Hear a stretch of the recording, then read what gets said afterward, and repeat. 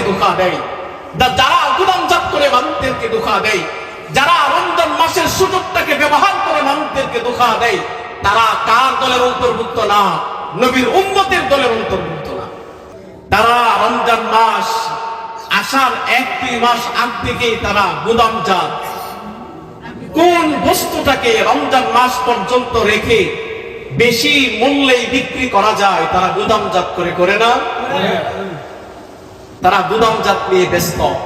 কিভাবে রমজান মাসে লক্ষ লক্ষ টাকা কামাই করা যায়, তারা এইটা নিয়ে সকলে কি আছে বলেন, কি আছে? নবীজি সাল্লাল্লাহু আলাইহি ওয়াসাল্লাম বললেন, মানিহ তাকা ওয়া হুয়া খাতিউন, যারা গুদামজাত করে মানুষদেরকে ধোঁকা দেয়, বেশি দামে পণ্য বিক্রি করতে চায়, তারা হলো পাপিষ্ঠ। বলে নাউজুবিল্লাহ। আল্লাহর হাবিব হাদিস শরীফের মধ্যে বর্ণনা করে দিয়েছেন, যারা ব্যবসা বাণিজ্য করেন শুনে রাখেন, যদি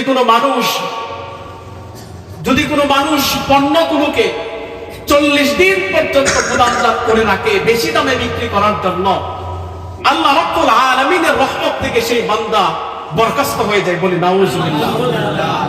এমনকি আল্লাহ রাব্বুল আলামিনের কাছ থেকে যে হেফাজত পাওয়ার আল্লাহ দায়িত্ব নিয়েছেন প্রত্যেকটা বান্দার উপর, হেফাজত থেকেও বঞ্চিত হয়ে যায়। বলে নাউজুবিল্লাহ।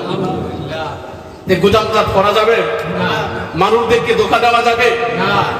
আল্লাহর হাবিব দু জাহানের বাদশা মুহাম্মদ মুস্তাফা সাল্লাল্লাহু আলাইহি ওয়াসাল্লাম একদিন এক বাজারে গেলেন কিছু ক্রয় করার জন্য, কেনার জন্য।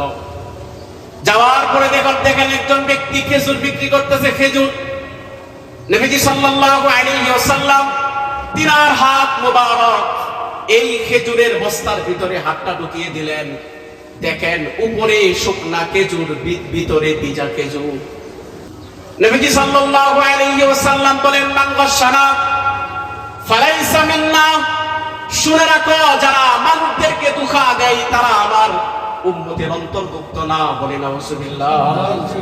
যারা মানুষদেরকে ধোঁকা দেয়, যারা গুদামজাত করে মানুষদেরকে ধোঁকা দেয়, যারা রমজান মাসের সুযোগটাকে ব্যবহার করে মানুষদেরকে ধোঁকা দেয়, তারা কার দলের অন্তর্ভুক্ত না? নবীর উম্মতের দলের অন্তর্ভুক্ত না। এটা কি সাধারণ কোনো কথা না কঠিন কথা? বলেন, এটা কি সাধারণ কোনো কথা না কঠিন কথা?